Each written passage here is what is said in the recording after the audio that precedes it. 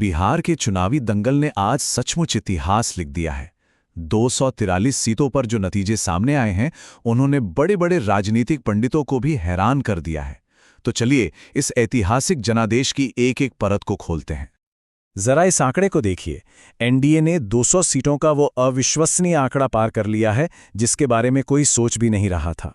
ये कोई मामूली जीत नहीं है, ये एक राजनीतिक सुनामी है जिसने बिहार की सियासत का नक्शा ही बदल कर रख दिया है।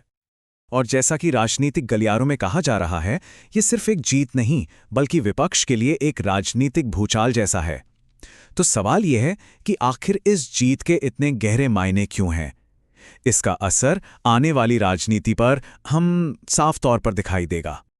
तो अब सबसे बड़ा सवाल कि आखिर एनडीए ने ये जादुई आंकड़ा पार किया तो किया कैसे? वो कौन से एक्स फैक्टर्स थे जिन्होंने इस तूफानी जीत की नींव रखी? चलिए जरा गहराई से समझते हैं। अगर हम इस बड़ी जीत को करीब से देखें तो इसके पीछे 3 मुख्य कारण सामने आते हैं, और ये वो वजह हैं जिन्होंने सीधे जनता के दिल पर असर किया और वोटिंग के सारे समीकरण ही बदल दिए।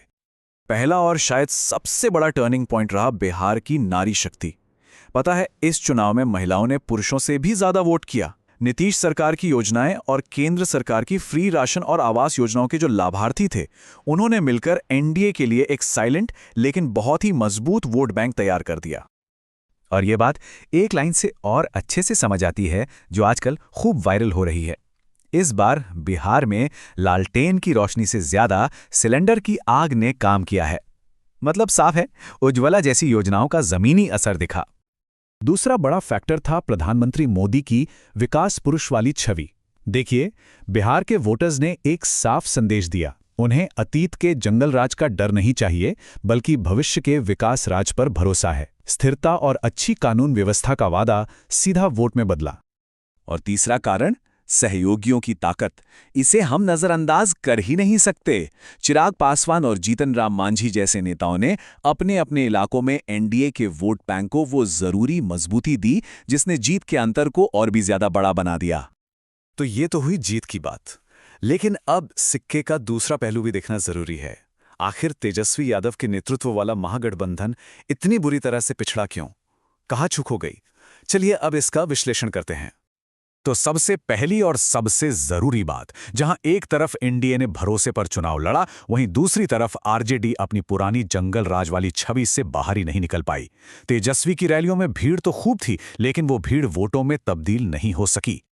और भी कई वजहें थीं। जहां बिहार का युवा बदलाव को लेकर उत्साहित तो दिखा, वहीं जो सीनियर वोटर्स और महिला मतदाता थे, उन्होंने अनुभव और सुरक्षा को ज्यादा तवज्जो दी। उन्होंने एक सेफ ऑप्शन चुना और ये वोट सीधा एनडीए के खाते में चला गया। ये एक और लाइन है जो महागठबंधन की पूरी कहानी बयां कर देती है।